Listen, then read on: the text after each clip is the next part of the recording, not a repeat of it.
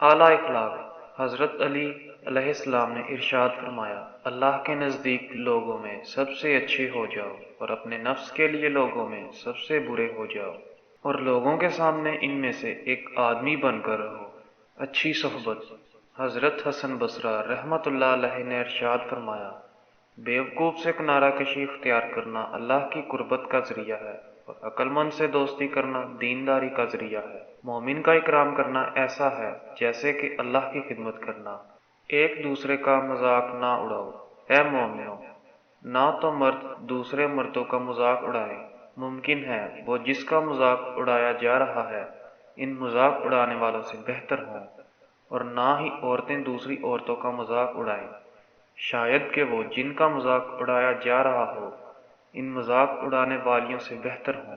گناہوں کی تین بنیادیں ہیں: تکبر، حرص، حسد۔ تکبر کفر کو کھینچتا ہے، حرص نافرمانی کو کھینچتی ہے، اور حسد ظلم کو کھینچتا ہے۔ پسند۔ امام ابن جوزی رحمۃ اللہ علیہ نے ارشاد فرمایا، اللہ کو وہ دو جو وہ پسند کرتا ہے تو وہ تمہیں تمہاری پسند عطا کرے گا۔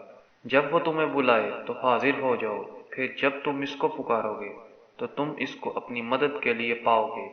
سخاوت کیا ہے؟ تم اپنے مال میں سے دوسروں پر خرچ کرو اور دوسروں کے مال سے بچو، یعنی ان کے مال میں طمع نہ رکھو۔ توبہ۔